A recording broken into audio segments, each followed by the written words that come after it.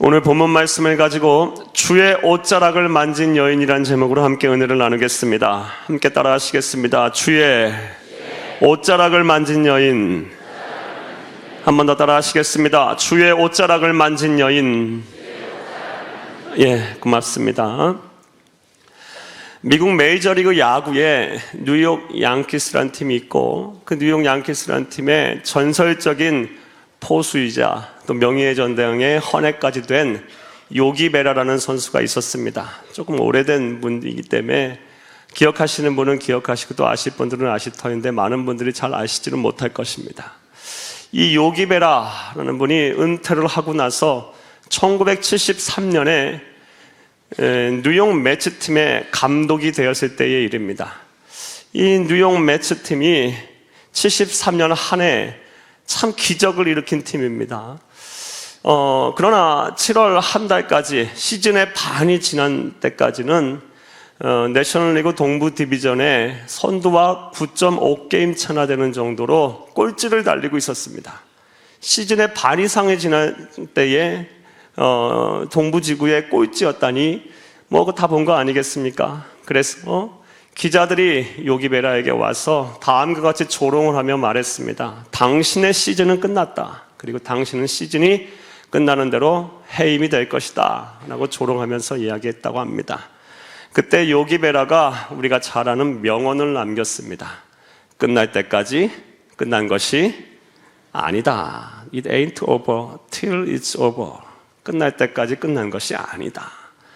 사랑하는 여러분, 그리고 그 말대로 2개월 동안 매츠팀은 기적을 일으켰습니다. 연전연승을 해서 9.5게임 차이를 극복하고 동부 디비전에서 1위를 했고요.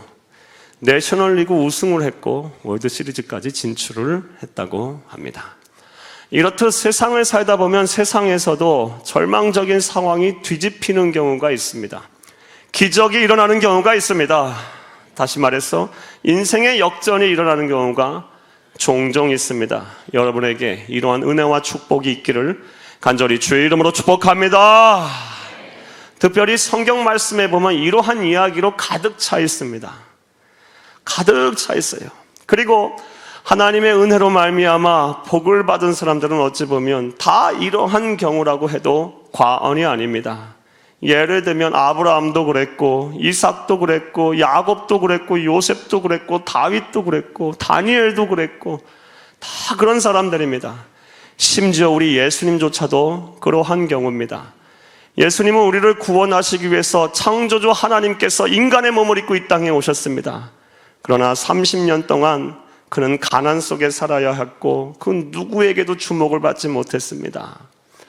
그리고 메시아로서 정체성을 드러내고 사역을 하셨어도 예수님을 향하여 모욕을 하고 천대를 했지 그를 메시아로 인정하는 사람은 그렇게 많지 않았습니다. 그리고 허무하게 십자가에서 죽으셨습니다. 그러나 3일 만에 부활하셨습니다. 할렐루야!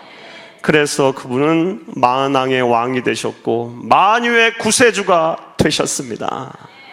이렇듯 주 안에서 그리고 이 세상 안에서는 하나님의 은혜로 말미암아 인생의 역전 그리고 기적이 일어나는 경우가 참 많습니다. 그리고 오늘 본문 말씀을 보게 되면 그 또 다른 한 사람을 우리는 만나게 됩니다. 한 여인이 있었어요. 이 여인이 예수를 만난 이후에 완전 인생이 달라졌습니다. 절망이 변하여 소망이 됐고 슬픔이 변하여 기쁨이 됐고 찬송의 옷을 입게 되었습니다. 할렐루야! 자, 그렇다면 이 여인 예수님을 만나기 전에 이전의 삶은 어떠한 삶을 살았을까요? 오늘 본문 말씀 25절을 함께 읽겠습니다. 시작. 12해를 혈루증으로 알아온 한 여자가 있어. 이 여인은 12해, 12년 동안 혈루증을 앓고 있던 여인이었습니다. 혈루증, 오늘날 말하면 이렇게 하혈을 하는 병입니다. 피가 멈추지 않고 계속 하혈을 하는 병입니다. 오늘날 현대의학으로는 쉽게 고칠 수 있는 병입니다. 하지만 당시 성서 시대에 이 하혈을 하는 병은 불치병이었고 난치병이었습니다. 특별히 위생 상태가 좋지 않았고 또 의학이 발달하지 않던 시대엔 임질과 같은 성병으로 인해서 이러한 병이 참 많이 생겼다고 합니다. 그리고 이 병에 걸리는 순간부터 이제 인생은 거의 끝났다라고 여겨도 될 정도로 아주 불치병이었고 난치병이었다고 합니다. 그러니 이 여인의 삶이 어떻겠습니까? 절망, 슬픔, 좌절, 낙심, 두려움, 이런 삶 속에 살았을 것입니다. 그런데 물론 이 여인이 처음부터 그렇게 절망을 한 것 같지는 않습니다. 처음에는 초기 발병 때에는 아주 의지가 불탔던 것 같아요. 다시 회복될 수 있다, 나는 건강해질 수 있다 라는 의지를 불태웠던 것 같습니다. 오늘 본문 말씀 26절을 함께 읽겠습니다. 시작. 많은 의사에게 많은 괴로움을 받았고 가진 것도 다 허비하였으되 아무 효험이 없고 도리어 더 중하여졌던 차에, 아멘, 많은 의사에게 자신을 보였다는 말씀이 있어요. 그러니까 초기에는요, 나을 수 있다는 의지가 있었던 것 같아요. 그래서 이것저것 찾아다니면서 요 좋은 의사, 유능한 의사라는 사람은 다 그들에게 자신의 몸을 보였던 모양입니다. 하지만 백약이 무효고, 모든 노력이 다 헛수고였어요. 오히려 몸은 더 안 좋아졌고요. 게다가 26절 우리가 읽은 대로 모든 재산까지 다 탕진해버리게 되었습니다. 재산까지 이렇게 다 탕진해버렸다라는 거, 아마도 이는 이 여인의 병을 이용해서 많은 의사들이, 또 나쁜 사람들이 이 여인을 이용해서 여인을 속이고 그의 재산을 갈취했던 모양입니다. 이러한 생각을 할 수 있는 것은 오늘날에도 이런 일이 비일비재하게 일어나고 있기 때문입니다. 아무리 현대의학이 발달한 오늘날이라고 할지라도 못 고치는 병은 있습니다. 희귀병이 있어요. 난치병은 있어요. 자, 이런 희귀병과 난치병에 걸리신 분들 어떤 마음이겠습니까? 어떠한 심정이겠습니까? 이것저것 좋다는 사람 다 만나볼 것이고, 좋다는 약들, 좋다는 건강식품들 다 드시지 않겠습니까? 그리고 물에 빠졌을 때 지푸라기도 잡는 심정으로 솔직히 말해서 이거 아니라는 거 알면서도 약도 드시고 사람도 만나고 하지 않겠습니까? 이게 아마 그의 심정일 거예요. 그 여인의 똑같은 심정이었을 거예요.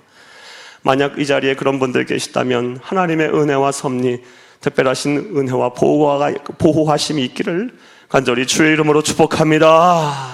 하나님 여러분, 그리고 이러한 상황이 되면 돈도 잃고 병도 중해지고 마음도 상하고 삼중고의 어려움을 겪게 됩니다. 사랑하는 여러분, 얼마나 이 여인이 삶이 애처롭고 또 그의 운명이 기구합니까? 그런데 이 여인에게는 또 다른 아픔이 있었을 것입니다. 사랑하는 여러분, 이 여인은 병은 혈루증입니다. 그리고 레위기서 15장 말씀해 보게 되면 이 혈루증은 유출병이라고 해서 율법에 정한 바 부정한 병으로 여겨졌습니다.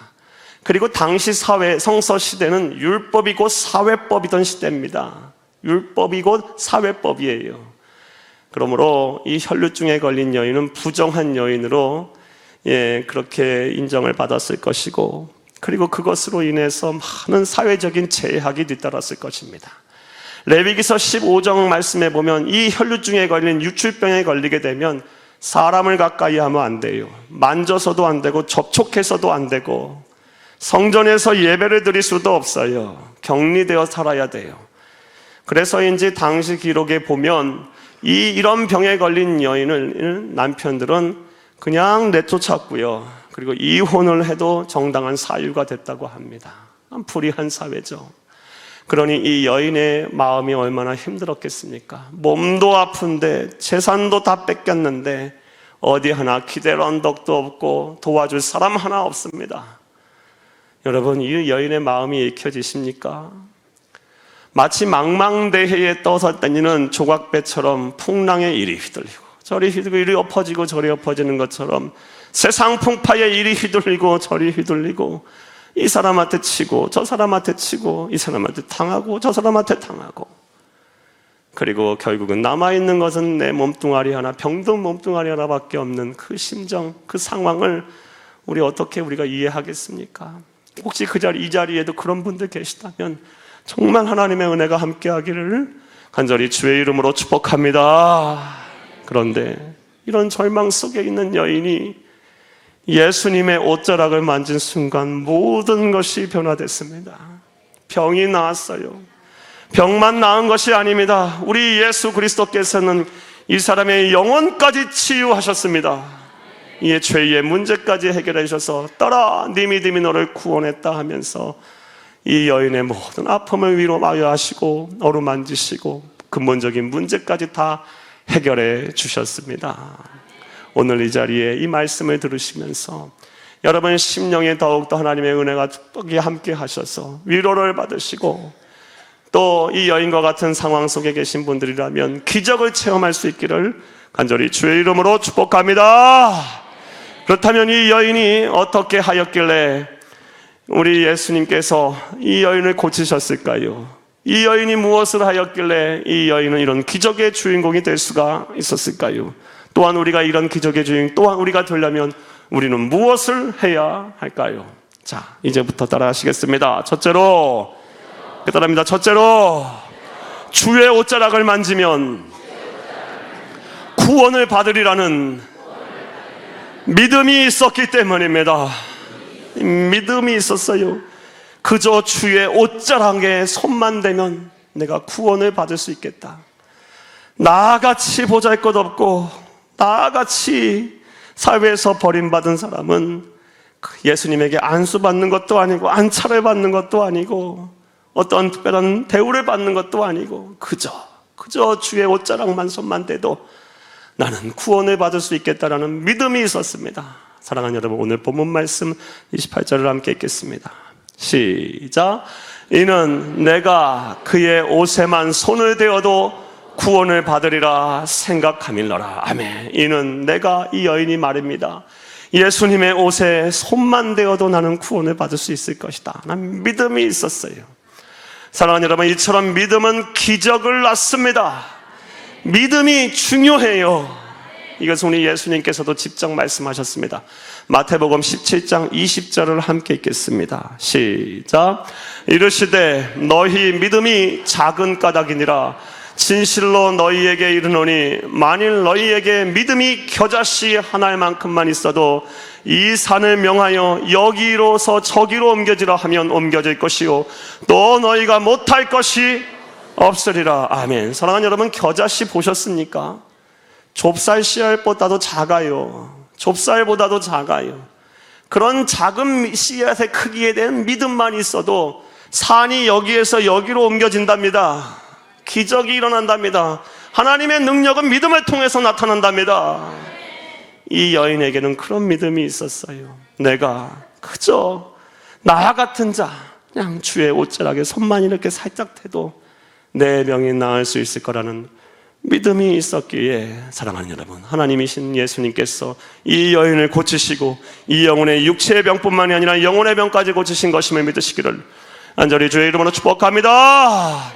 사랑하는 여러분, 여러분에게 여쭙겠습니다. 여러분에게는 이러한 믿음이 있으십니까? 믿음이 있어야 돼요. 자, 그런데 문제는 이 믿음이 쉽게 생기지 않는다는 게 우리에게 문제입니다. 이 믿음이 쉽게 생기지가 않아요. 저는 평생 예수를 믿는다고 교회를 들락거렸어도 이 믿음이 자라지 않아서 구원의 확신도 없고 아무 감동 없는 신앙생활하는 사람들을 많이 봤어요. 이 자리에도 계실 거라 봅니다. 예. 그렇다면 이 믿음이라는 것이 어떻게 생길까요? 이 믿음이 있어야 하나님의 기적을 체험하든 이 믿음이 있어야 하나님의 능력을 받든 할 텐데 이 믿음이라는 것이 도대체 어떻게 생길까요? 그것에 대한 답을 오늘 본문 말씀에서 얻을 수 있어요. 26절, 27절을 함께 읽겠습니다. 시작. 많은 의사에게 많은 괴로움을 받았고 가진 것도 다 허비하였으되 아무 효험이 없고 도리어 더 중하였던 차에 예수의 소문을 듣고 무리 가운데 끼어 들어와서 그의 옷에 손을 대니. 아멘. 사랑하는 여러분, 예수의 소문을 듣자 믿음이 생겼다는 거예요.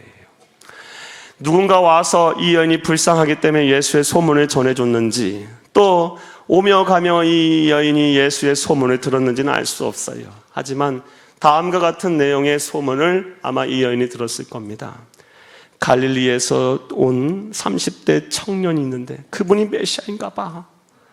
그분이 눈먼 자에게 손만 얹으면 눈이 막 뜨고 띄어지고, 그리고 평생 걸어보지 못한 사람에게 명 말씀만 하시면 막 다리에 힘이 생겨서 이리 뛰고 저리 뛰고 찬송을 하고, 그 앞에 서기만 하면 막 귀신이 쫓겨나가고, 예수님은 무리를 걸으셨대.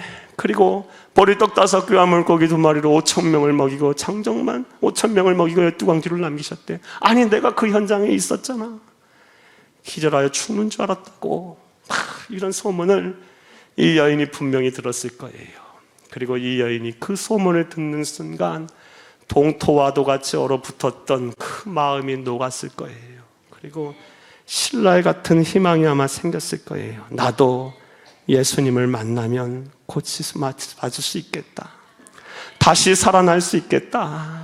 나도 소망을 가져야겠다라는 생각이 들었을 것이고, 처음부터 큰 믿음은 안 생겼을 거예요. 이 말씀을 생각하고 묵상하고 하다 보니 어느 순간인가 장작불처럼 활활 타오르는 믿음으로 변해서 그저 옷자락만 만지면 나는 구원을 받을 수 있겠다라는 확신으로 변한 것입니다.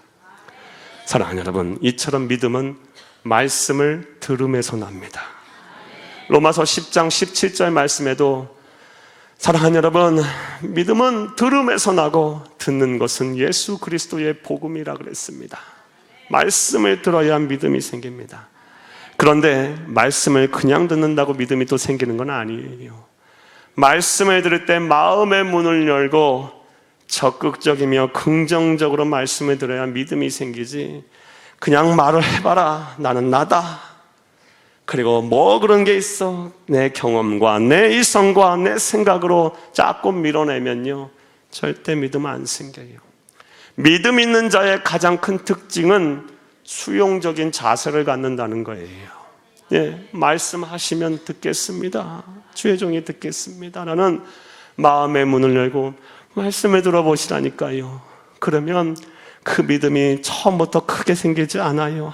차곡차곡 쌓이다 보면요, 어느 순간 큰 믿음이 돼서 내가 어려울 때, 내가 절망적일 때, 나를 도와줄 사람이 아무도 없을 때 나를 지키는 버팀목이 될 겁니다. 우리 그리스도인은 다 그렇게 사는 거예요. 예. 사랑하는 여러분, 말씀을 들음으로 믿음이 생깁니다. 이 여인은 예수의 소문을 들음으로 믿음이 생겼고, 주의 옷자락에 손만 대어도 나는 내 병이 나을 것이라는 확신을 가졌고, 그 일을 행함으로 하나님이신 예수님께서 이 여인에게 기적을 베푸셨습니다. 할렐루야! 첫 번째, 믿음을 가져야 한다는 거예요. 두 번째, 우리가 또 기적의 주인공이 되려면 이 여인은 어떻게 했을까요? 따라합니다. 둘째로 반복적인 기도가 있었기 때문입니다. 기도를 하되 반복적으로 했다라는 거예요. 사랑하는 여러분, 예수의 소문을 듣고 믿음이 생긴 여인이 그때부터 한 행동이 있습니다. 오늘 본 말씀 28절을 다시 한번 읽겠습니다. 시작. 이는 내가 그의 옷에만 손을 대어도 구원을 받으리라 생각하밀러라. 그의 옷에 손만 대어도 구원을 받으리라고 생각했답니다. 반복적으로 계속 생각을 했답니다. 이 생각하밀러라, 생각하다의 헬라어 원어 성경에 보면 그 원어가 뭐냐? 레고라는 단어입니다. 레고라는 단어는 정확한 원래의 의미는 앞에서 이야기하다라는 뜻이에요. 다시 말해서 대면하여 대화하다라는 뜻이에요. 자, 그러니까 이 여인은 예수의 옷자락에 손만 대어도 내 병이 낫 것이다, 나는 구원을 받을 것이라고 누군가와 끊임없이 앞에 놓고 대화를 했다라는 거예요. 자, 그런데 이 여인은 혼자 된 몸 아닙니까? 레위기 15장 말씀에 이런 병에 걸리게 되면 사회적으로 격리를 시켜요. 예. 절대 사람과 가까이에서는 안 돼요. 만약 그것을 어겼을 땐 돌로 쳐 죽여요. 예. 그렇다면 누구하고 대화를 했겠어요? 예수님을 앞에 놓고, 하나님을 앞에다 모시고 놓고, 하나님, 나 같은 자도 구원하시나요? 나같이 평생을 이리 굴리고 저리 굴리고 마음의 상처투성이며 아무것도 할 수 없는 나 같은 존재도 하나님 귀히 받으시며 어여삐 받으시며 나 같은 자도 구원하시나요? 하나님, 내 병을 고쳐주세요 하고 계속해서 하나님을 앞에 두고 예수님을 앞에 두고 기도한 것입니다. 사랑하는 여러분, 그리고 이러한 기도가 일회성에 그치지 않았으면 이 생각 카밀라의 헬라어 원어 동사의 시제를 보면 알 수 있어요. 이 시제가 우리 성경에는, 한글 성경에는 없는 시제인데, 한국말에는 없는 시제인데 미완료 시제예요. 미완료 시제는 언제 쓰이는 시제냐면요, 반복적인 행동을 계속할 때, 습관적인 행동을 계속할 때 쓰이는 시제예요. 그러니까 이 여인은요, 밤에도 주님, 나 같은 자도 구원하시나요? 주님, 나 같은 여자의 어려움도 하나님 아시나요? 나를 구원해 주세요. 자고 일어날 때도 그렇게 했고, 밥을 먹을 때도 그러고, 화장실에 갈 때도 그렇고, 심지어 예수님의 옷자락을 만는 그 순간까지도 그 기도를 하면서 옷자락을 만진 겁니다. 사랑하는 여러분, 그리고 이러한 기도를 통해서 하나님은 역사하셔서 기적의 주인공이 된 것입니다. 할렐루야! 우리가 무엇을 해야 합니까? 기도해야죠. 반복적으로 기도하는 거예요. 언제까지 우리의 마음을 시원케 하시는 그 하나님의 약속의 말씀이 성취되는 날까지 계속해서 반복적으로 기도하는 거예요. 그런데 이렇게 반복적으로 기도할 때 주의해야 될 사항이 있습니다. 잘못해서 이 반복적으로 계속 똑같은 말을 되뇌이며 기도를 하게 되면요, 자기 최면, 자기 암시에 걸릴 수가 있어요. 그래서 마치 내 뜻이 하나님의 뜻인 양 헷갈릴 수가 있어요. 내 마음의 소원이 하나님의 소원인 양 헷갈릴 수가 있어요. 이것 또한 바른 기도가 아닙니다. 사랑하는 여러분, 기도라는 것이 무엇입니까? 기도는 하나님의 뜻대로 이루어지길 기도하는 게 바른 기도예요. 그러니까 반복적으로 기도하되 하나님의 뜻이 내 안에서 성취되도록 기도하는 거예요. 주여, 내 병을 고치시고 내 마음의 상처를 고치시고 내 가정의 문제를 해결하시고 내 자녀의 문제를 해결해 주세요. 나의 문제를 해결해 주시되 내 뜻이 아니라 하나님의 뜻이 나타나게 하시고 하나님의 영광이 나를 통해서 드러나게 해주세요. 이렇게 기도를 하세요. 그러면 하나님께서 때가 되면 이루실 거예요. 그리고 그리 아니하실지라도 가장 좋은 것, 가장 선한 것으로 저와 여러분에게 복을 주실 것입니다. 이러한 은혜와 실천이 있기를 간절히 주의 이름으로 축복합니다.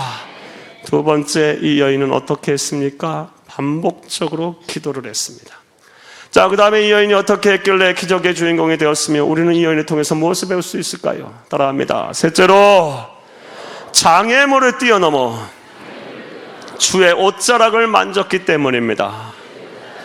장애물이 있었어요. 예수님을 만나서 그 옷자락을 잡자기까지 가야 할, 이 여인이 넘어야 할 장애물들이 있었어요. 그리고 그것을 뛰어넘어 옷자락을 만졌기 때문에 하나님의 기적이 나타난 것입니다. 27절을 함께 읽겠습니다. 시작. 예수의 소문을 듣고 물이 가운데 끼어 뒤로 와서 그의 옷에 손을 대니. 아멘. 사랑하는 여러분, 이 여인이 예수님에게 다가가 예수님의 옷자락에 손을 잡기까지 이 여인이 넘어야 할 장애물은 뭐가 있었을까요? 먼저 앞서 말씀드린 대로 사회적인 제약이 있었겠죠.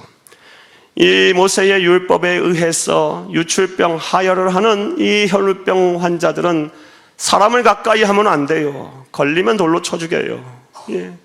그런 상황 속에서 수많은 사람들이 예수님 주변에 몰려 있는데 그 가운데 나가서 예수님의 옷에 손을 잡는다는 건 대단한 용기와 결단이 필요했을 거예요. 목숨 걸고 하는 겁니다. 사회적인 제약을 뛰어넘으려고 노력했고요. 또 어떠한 장애물이 있었을까요? 남들의 시선도 있었겠죠.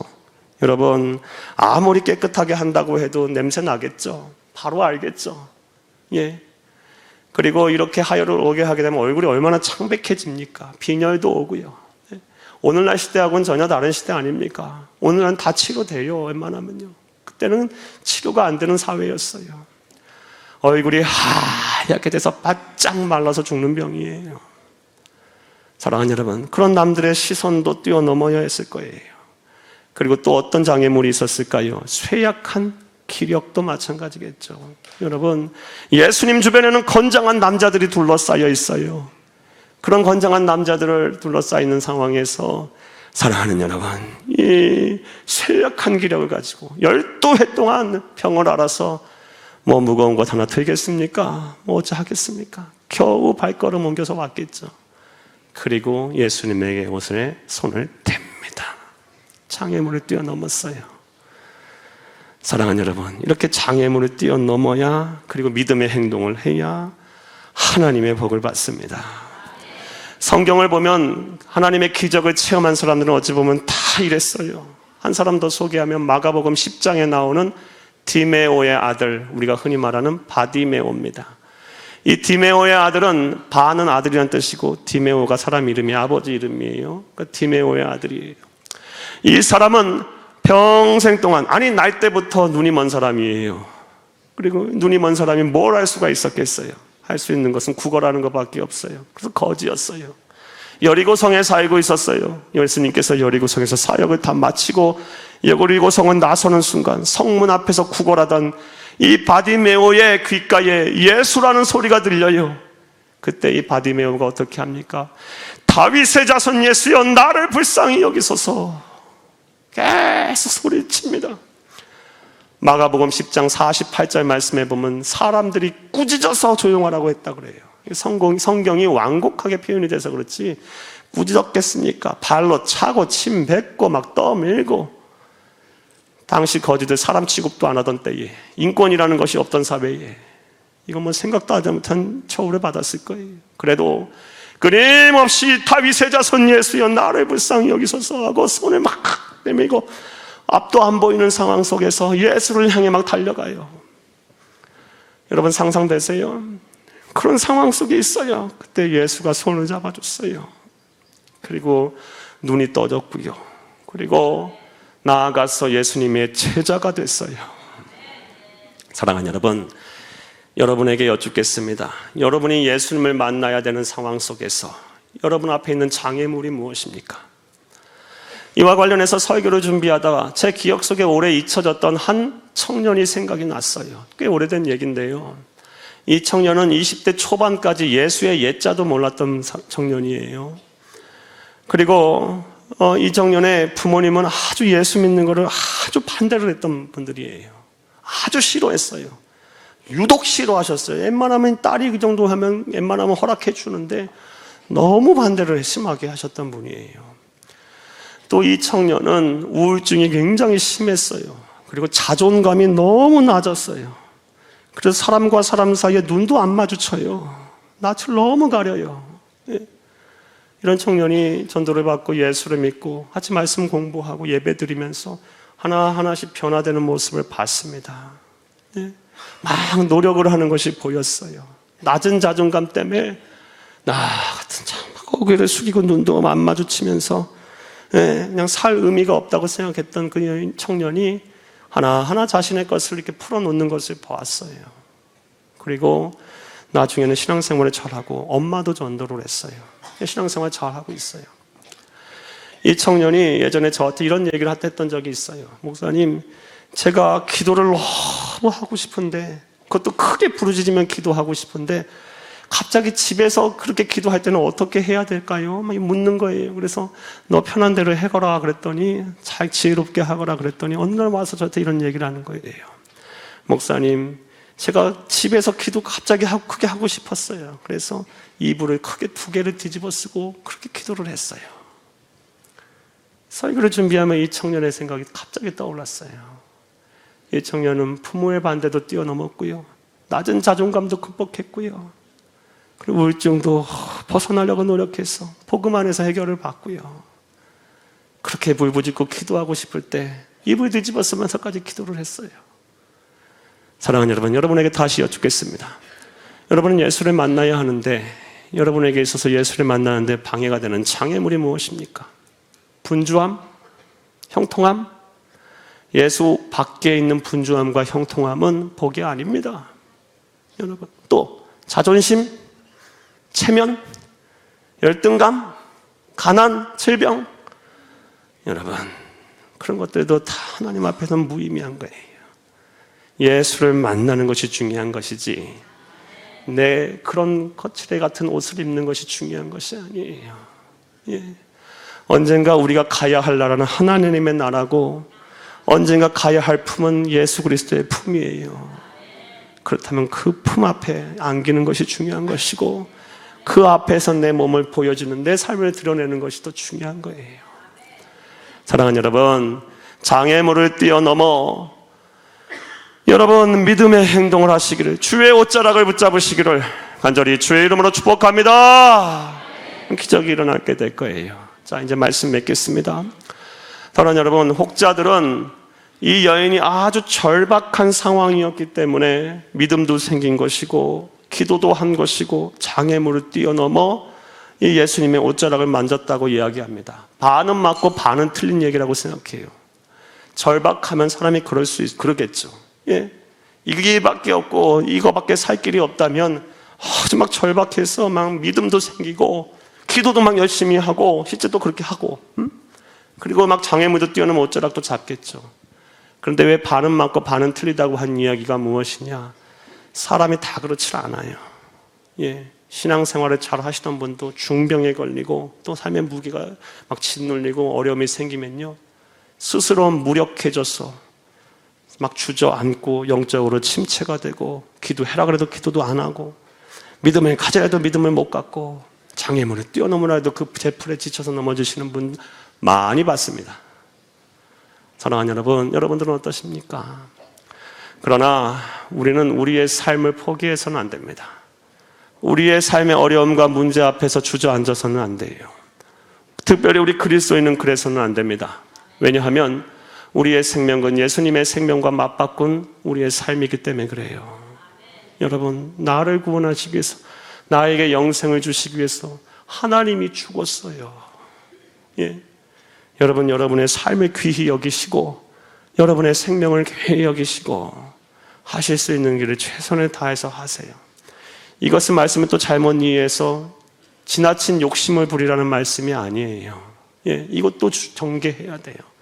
욕심을 부리라는 얘기가 아니라 하나님께 소망을 두고 살라는 말씀이에요. 하나님께 소망을 두고 여러분 믿음을 가지고 반복적으로 기도하고 장애물을 뛰어넘어 예수님의 옷자락을 이렇게 만지려고 애를 쓰면 반드시 하나님께서 일하실 것입니다. 가장 선한 길로 인도하실 것입니다. 지금 당장은 이해가 안 되더라도 돌이켜보면 그마저도 아니라면 천국에 가서도 다 이해가 될 거예요. 이런 은혜와 축복이 여러분 가운데 임하기를 간절히 주의 이름으로 축복합니다. 축복합니다.